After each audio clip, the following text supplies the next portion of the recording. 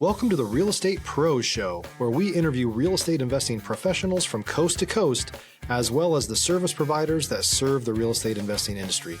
Our goal is simple: share what's working now to help you improve and scale your business to the next level and meet the pros that can help you get there.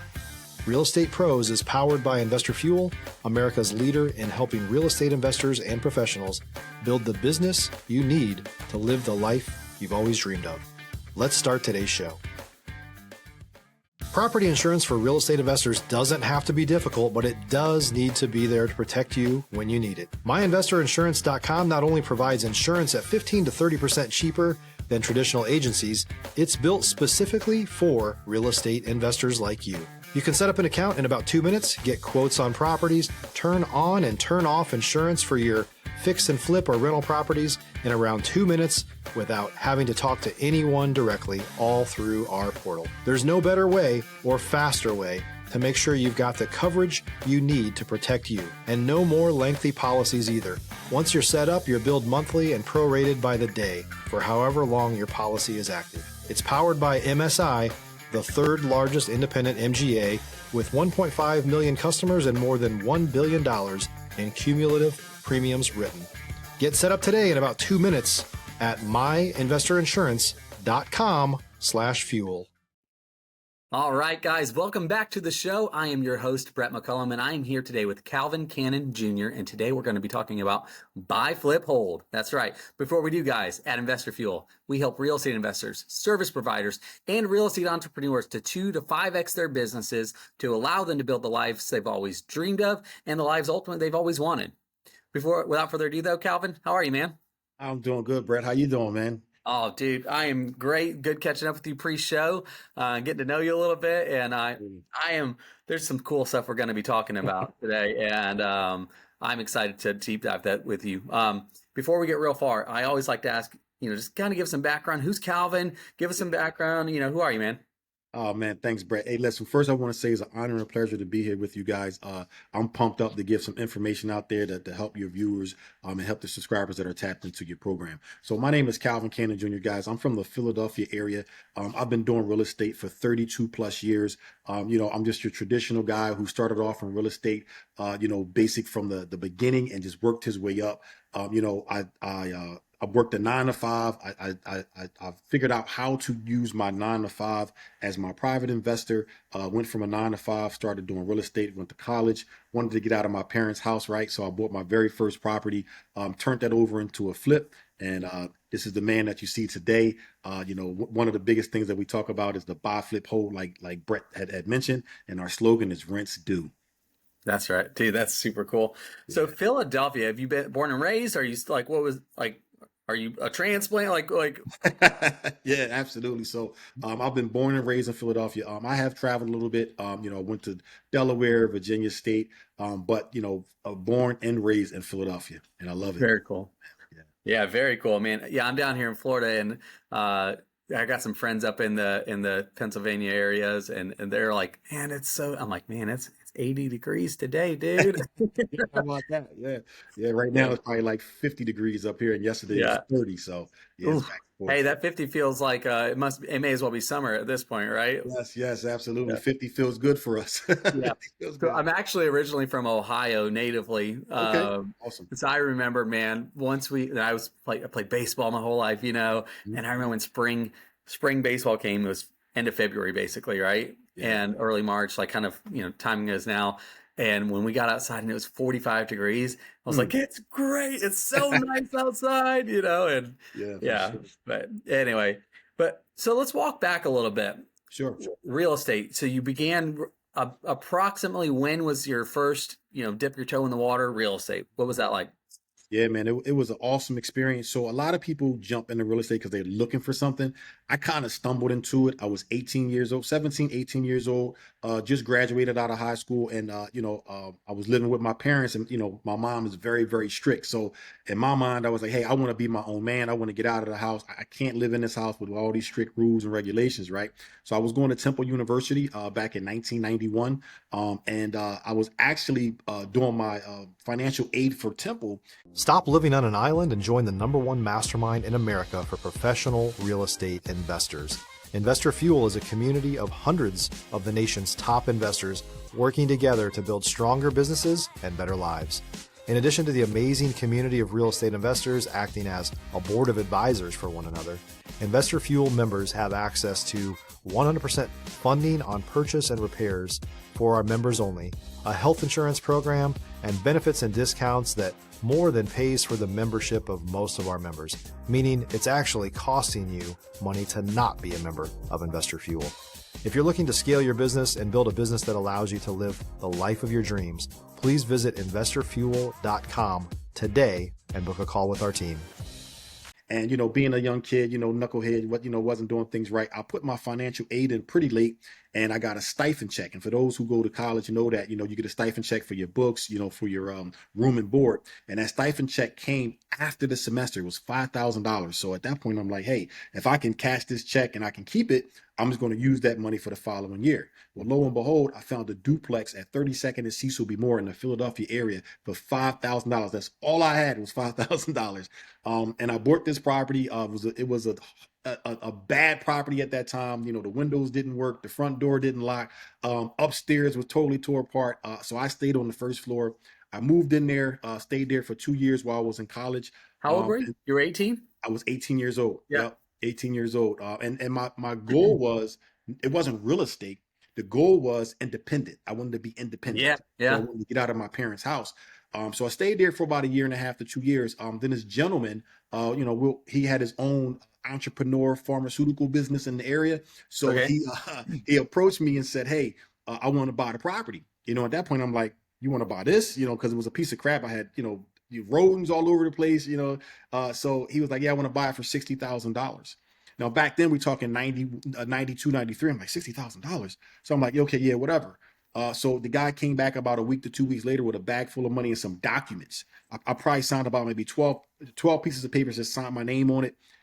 Gave him the documents. He gave me the bag full of money. I ran inside the property. I bagged up all the clothes that I could inside of my you did. And took it to my mom's house.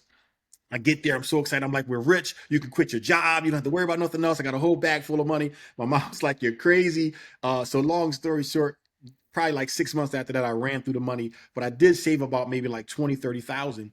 And I took that money and I went and bought another property, which was a quad on the 4400 block of Germantown Avenue. So I paid $8,000 for that, turned around and bought another one for $10,000. And at that point, I started seeing that, hey, if I spent $5 and made 60, I made a $55,000 to a $50,000 profit. Then I started buying more and more real estate.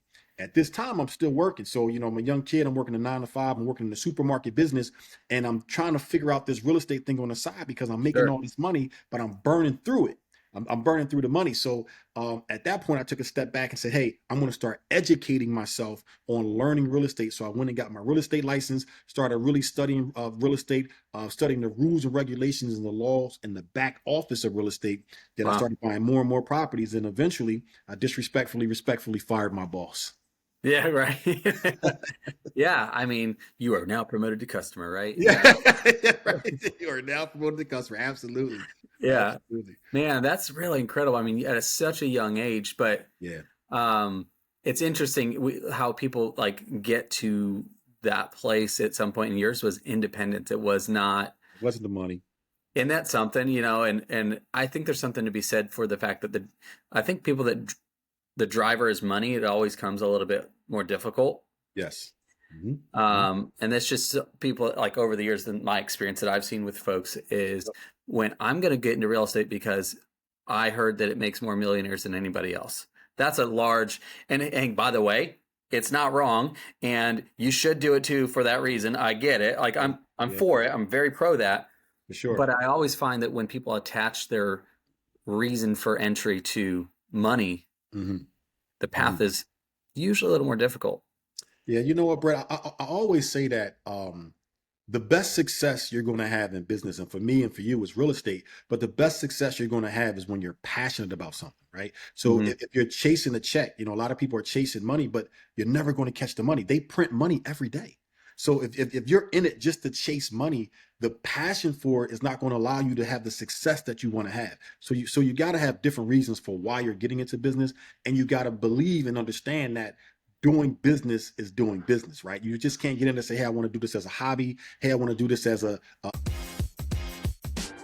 If you're looking for consistent, high-quality leads, look no further than Investor Machine. Investor Machine isn't just another agency, it's the most sophisticated, data-driven lead generation company on the planet for real estate investors, and serves the role of being not just a lead generator for your business, but a marketing partner that is helping you achieve your goals along the way. Go to investormachine.com to learn more and schedule a call with our team today.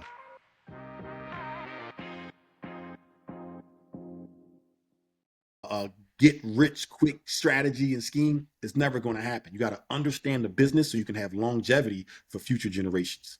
Yeah, and then you kind of got a vision of that, even at a very early age of you realize, man, the money, I'm burning through it. I'm doing this because I mean, let's be honest, you were a young man at the end of the day, and probably I got money, and I'm gonna I don't know what you were doing, but I imagine you might have been having a little fun, doing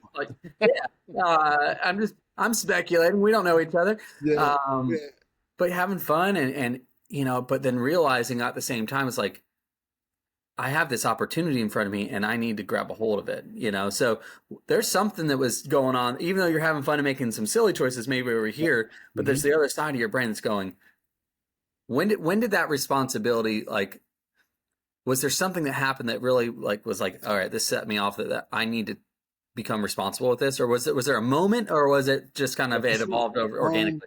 So when I got the money, remember, so the reason for getting the property was to have my independency and get out of my parents' house. So when I got the money, I went back to my parents' house. So it's I got the money, I'm spending the money. Then when the money started running low, I got the flashback of the rules and regulations of being inside of my parents' house. I got to get out of here again. So then, I said, okay, I'm gonna take the money that I have left and go buy another property. When the bug hit me was when I realized that I was making $30,000 at my 9-to-5 job, and I just blew through $60,000. Yeah. And I'm thinking to myself, hey, I'm going to work every day, working 8 hours a day, and I'm only making $30,000. So the first thing kicked in was I need more money. So, I started working hard, took my job more serious, right? So I started working more harder. I started getting promoted. Then I became the district manager of the company. Then I became the regional manager of the company. And then at that point, I started feeling hey, I'm giving this company all of my time. Yes, my salary increased, but I'm giving this company more of my time, and I'm not happy. But when I was living in that, rodent infested apartment building, although it was bad, I was happy. So then I realized, hey, you know what? How do I get my happiness back and still maintain the money and stop buying foolish things? I felt I was buying the cars, the convertible Mustang, the Jaguars, the Mercedes Benzes. And I had to realize that, you know what? This is bringing a different type of attention that I wasn't used to. I was a sheltered child. I wasn't out, out partying and doing different things. So the attention that was coming to me, it was overwhelming and gave me anxiety. So I said, you know what? I got to get rid of that and just focus on the things that are making me happy. And I realized that the happiness was my freedom. It was the freedom from the independency. It wasn't the money. I blew through the money. I didn't respect the money.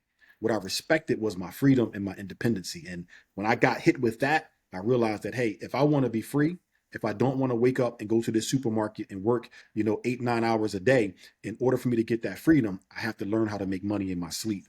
And that's when I started realizing that, hey, this is what I have to do to get that freedom. So a couple things.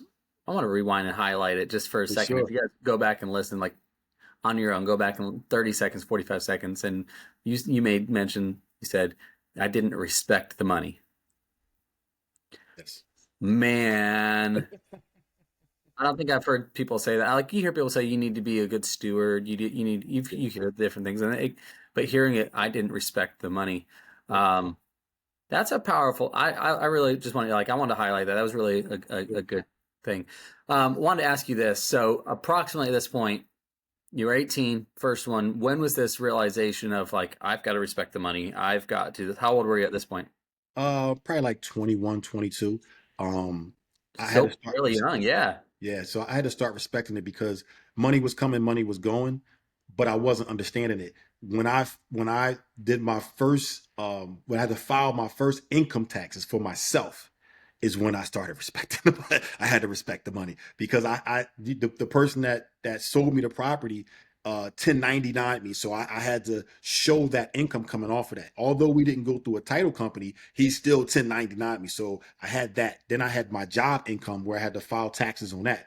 If you're a new or newer real estate investor looking to launch or grow your real estate investing business, please check out Investor Fuel Club. It's a coaching community, but unlike anything you've ever seen before. And you can actually partner with members of our mastermind from coast to coast on deals right in your market. There's no better opportunity to build a consistent business than to literally partner with pros to help you avoid costly mistakes, avoid the need for capital to do deals, and help you eliminate your fears as you're starting your business. Learn more about Investor Fuel Club at investorfuel.com/club. When I realized that at the end of the year, I had to pay money to somebody and I didn't have any money to pay them, I said, wait a minute, I'm doing something wrong. So then I had to go back, get some more education, start asking a lot of questions like, hey, I never became an accountant, but I went back to school. I wanted to study business management to learn how do I keep the money. A lot of people talk about all the money that they make, but nobody focuses on how much money do you keep. Right. And at that point, I made a lot of money, but I wasn't keeping money. So that's when I learned how to start respecting money, when I had to pay the government back, when I had to pay the IRS back, because they definitely was coming for the things that I had. So.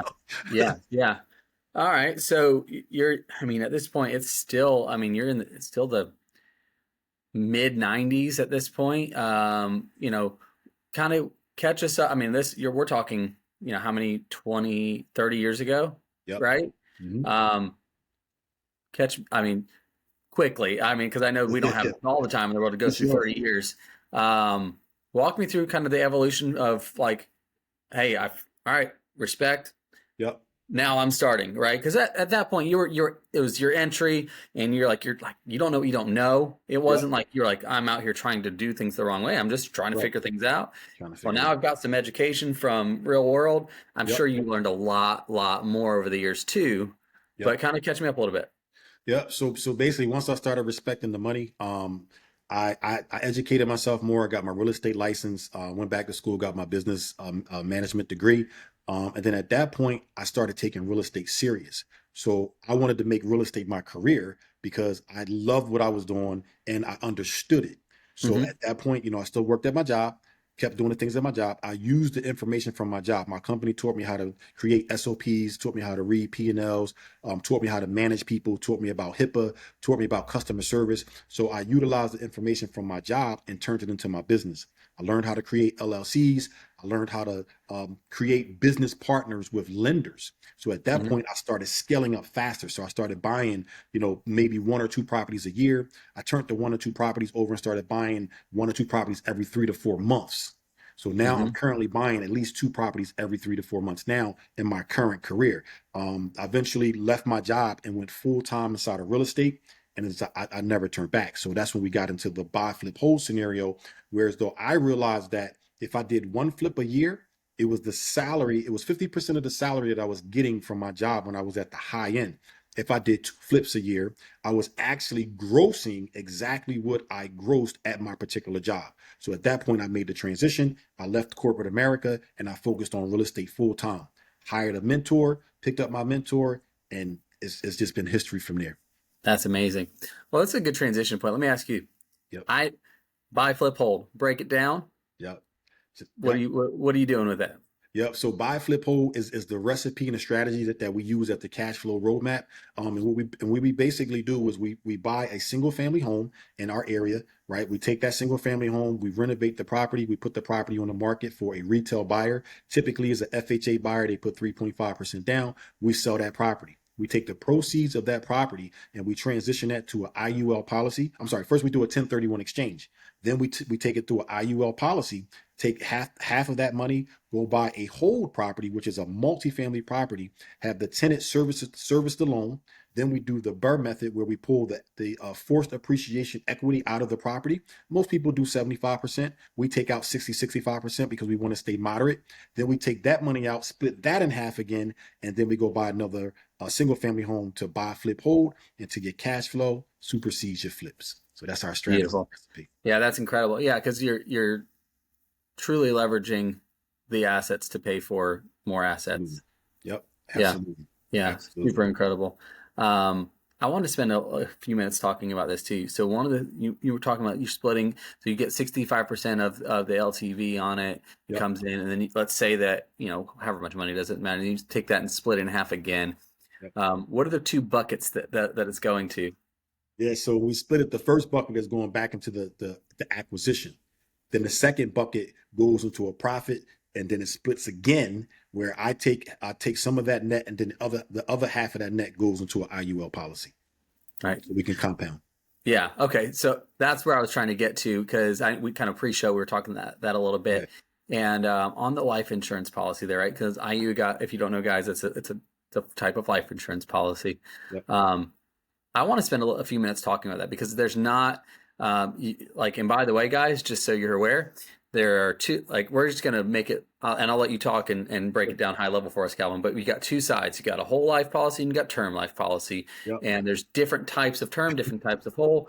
And what Calvin's doing, and you'll explain it, is a form, it's a type inside the whole life policy. Can you speak to that break it down a little bit for us? Yeah, absolutely. So what we do is an index whole life insurance policy. It's almost, if you look at it, it's almost like a bank account, right? So when you put your money inside of a bank, you're actually building a relationship with that lender, and then you can borrow against your money, because the lender sees the money. The lender see the money that you put inside. So with our index IUL, what we do is we put the money inside of our IUL versus putting it inside of the bank. So when we put it inside of there, we borrow against it. Now, when you think about this principle, when you borrow money from the bank, you have to pay the bank back, right? Right. If you miss a payment, guess who's coming for you? The bank. Right. Well, with the index IUL, is basically creating your own bank. So I'm borrowing against that bank, and if I miss a payment, guess who's coming for me? Me. So it's not me owing the bank, it's me owing myself. Now, you don't want to miss payments. You want to continue to put your money inside of there. But this is how we build our financial relationships, by using the index IUL policy, and we borrow against it to increase our portfolio for real estate. Yeah. And I'm going to try to tee you up for another inside of that question. Okay. Yeah. But Calvin, I just opened it up, and I've only been able to put, I scrimped and saved, and I only got $10,000 to put into it this year. How could I ever borrow against $10,000? Absolutely. So typically what we do is we'll create $1 million policy, or maybe a $2 million policy. And even though you put the $10,000 in there, you can borrow up to a certain percentage of your 10,000. So a lot of people think that, oh, because it's $1 million policy, I put in 10,000, I'm going to take out 100,000. That's not how that works. So it's the money that you put in, and it's a percentage of the money over time that you can take the money out. Now, the benefit of it is, even though you borrowed against your 10,000, let's say you put in 10, you took out 5, your 10,000 is still compounding as if your 10,000 is still there, because you borrowed against it. Mm-hmm. So you're paying your 10,000 back with interest. So imagine paying back the lender with, 6-7% interest. You're paying back yourself that 5,000 plus the 6 or 7% interest. So that's the reason why we wait till we do the buy and flip, because now we have a bigger net profit after the 1031 exchange, where we can drop $30,000-$40,000 inside of there. And if we're doing 2 flips a year, let's just call it 60 to 80,000. And then the second year we may take 40,000 out of that, because we're borrowing against the IUL to go back inside of real estate. So you do want to put a large portion of money in there if you can, and if you can't, just at least put something in there. Put something in there each month to build it up, so it can start compounding. That's right. Yeah, and there's some recommendations of how long you should season it for before you try to. Absolutely. Yeah. What do you guys recommend on what you see? 6 months to a year. 6 Yeah. months to a year. Yeah, I've even heard 2 years, right? It's because you want to build up to, because of the compound effect. You want to make sure that it's doing its job. Yeah, absolutely. Yeah, and guys, that's it. The reason why I wanted Calvin to break that down is, it's kind of the more you know kind of thing, because there's a lot of disinformation on whole life. But I'll be honest with you, if your whole life isn't set up properly, then it isn't really beneficial, right? It has to be set up correctly, and it should be with somebody that knows how to do exactly the strategy that Calvin's talking about, probably don't do it. You know?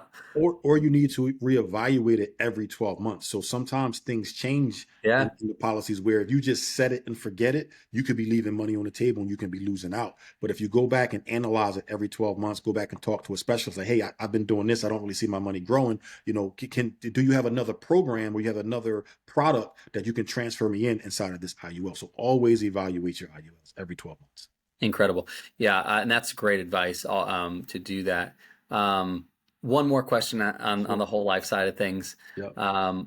Traditionally speaking, well, just from let's say that, you know what, I am more of the passive. I'm going to, you know, slowly put money into this account. And what's the benefit of even just doing that outside of, like, yes, it'll compound at some Sure. point, but Yep. what's the growth projections versus, let's say, I don't want to put it in the stock market. Like, why, like, pros and cons? Yeah, so for me, the pros are that if I put $50,000 in the bank and I'm getting 0.0025% off the interest on my money, right? It's not growing, it's not compounding. If I put my money into the IUL and I'm picking up 4 or 5% off of my money, then now my money's compounded, and as it compounds, it increases and compounds again. Stock market, I'm not too familiar with the stock market, but what I do know is that, you know, if I'm going to be a high risk investor, I'm putting it inside the bricks, the red bricks. I'm putting it inside of real estate. I'm not really putting it inside the stock market because the stock market fluctuates up and down. Not taken away from the stock market because I know a lot of people that's doing very, very well in it. However, it's time consuming, right? To me, I feel like the stock market is more active income versus passive income because you have to actively be in there and watching the candles and different things of that nature. With the IUL, I'm dropping my money in there and it's nothing else I have to do. So, you know, the IUL is working for me behind the scene to compound the money while I'm working for myself to build up more real estate. So I feel more comfortable with the IULs. You know, there may be some stock market, you know, experts out there that might say, hey, you know, if you did this, it can probably compound faster, maybe, but my success has been with the IULs. Yeah. And it's where your peace lies too, right? Like, and that's where you're at with it. Yeah. My limited, and albeit limited, I want to claim any expertise. There's also the predictability of the IUL, you know, 4 or 5% is lifetime. It's always been that, always. In recession, in non-recession, even 2008 when everybody lost their butts in real estate, it still performed, you know, and that's because in the insurance world, they control. That's where that money's at, right? Those policies are inside of it. It's in the insurance world, and they navigate the markets not because of real estate, or not because of stock markets, or not because, like, they're gonna. So that money's held in those buckets over there with the insurance. So that's why your predictability is 4 or 5%. You know what I mean? Like, and that's really been a very cool thing. And so the other side that I like to do is looking at the stock market, like people put in the 401k. Yep. Right? Because it's a set it and forget it, and it's more passive in its nature, and like we're talking about. Yep. But I have had many friends that bad timing, you know, or acquaintances, or like my in-laws' age, or people like that are at that retirement age. Yep. And in 2008, when it all went to just boom, and that 401k that was here is now gone, just like that. Now, traditionally and historically, 401k has always been really high performing. Yep. But there's nothing to say that you don't hit a recession tomorrow, or another, Corona, event, that could happen tomorrow. We don't have that control, but the IUL, it's been predictable. So for us, I like predictability. I think that having that is a cool thing. So that's my little soapbox on that, man. And you know what, Brett? I also look at it like this, and a lot of people may not understand this, that your bank is backed by insurances. Mm-hmm. The bank money comes from insurances, right? So people think that the bank has money sitting in the vault. It's not in the vault. The money is in insurance policies. When you do private lending, when you have investors, a lot of these investors and a lot of these small mortgage companies, small hard money lenders, they're pulling money off of a line off of their insurance. The other part of that also is that, remember, it's still insurance. So it's a death insurance policy. So if I have $1 million in my IUL and I have, $1 million in my 401k, and something happens in the 401k and the stock market tanks, I'm losing more money. If I stress out and pass away, guess what? This $1 million policy is still covering me because it's my life insurance. It's covering my life. right? 401k is not protecting my covering my life. It's covering what it covers how it performs. And Yeah. for me, I want to bank my money on where my life is going. Yeah. Well, and to bring this back into the Yeah. real estate conversation, the cool, like, because you're thinking in the future, you're not thinking for Yes. today, and you're able to build, for you, for your family, for legacy, like with that in mind too, and you can leverage real estate to be able to do that, and you're diversifying it in multiple ways with, hey, for every $100, it's getting split accordingly. And, over time, I imagine it creates some peace of mind of like, yeah, sure, things might not be the easiest Right, like, right. hey, Calvin, go and find a deal today, like that scratches, it's a little harder than it's been. For sure. But there's still peace of mind because you have over the years now how many performing assets and things like that you've been able to do, and that's been a really thing. So today, what are you working on now? Like, what's the future Yeah. looking like? What's For that? sure. For sure. Yep. So, I mean, we still stick with the recipe, buy, flip, and hold. I know a lot of people talk about, oh, the interest rates are high and, the inventory in the market is low. How are you still doing real estate? I love real estate. We do real estate every day. There is never a bad time to buy real estate. And here's the reason why. Real estate comes with multiple strategies and multiple ways to pivot. When a lot of people don't focus on the back end of the business side of real estate, they get stagnated and just focus on, oh, the interest rates is high, I'm not going to buy. Oh, there's no inventory out there, I'm not going to buy. Oh, there's not enough buyers or sellers out there, or Section 8 is doing bad, or the tenants aren't doing good. Every market is going to have its challenges. But Right. if you can pivot and learn how to pivot with having different strategies and different options, you're always going to survive in real estate. I buy all year round. There's never been a time that I haven't bought in real estate. In fact, when we went through the pandemic, which was 2022, I 5 bought the years ago today, by the way. steady it. 5 years ago today. 5 years ago today, right? I bought the most real estate in my career because when I started back in 1991 in real estate, a hard money loan, if I took out a hard money loan, my interest rate was 11, 12, 13%. So when the new investors nowadays are like, oh, it's 8, 9%, I'm like, okay. Like they're thinking that is abnormal, right? That is 8 or 9%. And I'm saying that that's normal. Right. Because when I was getting 11, 12%, people were still buying real estate. So when the interest rates right now are 8 or 9%, it's not a big deal to me. I'm used to it. Actually, it's better for me because I'm not in double digits. So when we went through the pandemic and the interest rates dropped to 4%, I went crazy. I thought, I said to myself, I said, these lenders are going to just pull this money back and say there was a mistake. I bought probably about 25 to 30 single family homes during that era because the interest rates were 4%. I picked up DSCR loans. I put some tenants in there. Some of them I just carried the mortgages. And guess what? Today, that's the single family homes that now I'm flipping inside of my buy, flip, hold. Because we picked up the inventory and we waited. The key to this is don't wait to buy real estate. You buy real estate and wait. Yeah, that's killer. Well, man, we could probably talk for ages on this, and I wish we could. Sure. But it's been great. How, if people want to reach out to you, connect in some way, what's the best way for that to happen? Absolutely, Brett. People can reach me on all social media platforms at Calvin Cannon Jr. CalvinCannonJr. I'm on all social media platforms: Facebook, Instagram, Twitter, TikTok, whatever. Just run my name there. You'll find me. Tap in with me. Send me a message. Let me know that you were on this podcast, guys, and we'll definitely connect and network. I appreciate it. Man, Calvin, dude, this is incredible. I've really enjoyed talking to you. Thanks for diving deep on this with us. And guys, I hope you got a ton of value from it. I appreciate you. Thank you for having me. All right, guys. Until the next time, we will see each of you on the next one. Thanks, Calvin. Take care, everybody. Thank you, Brett.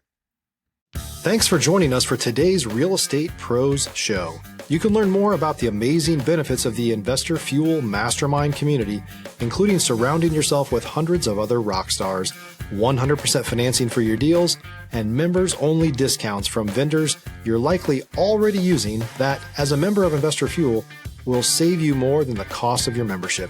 Visit investorfuel.com to learn more.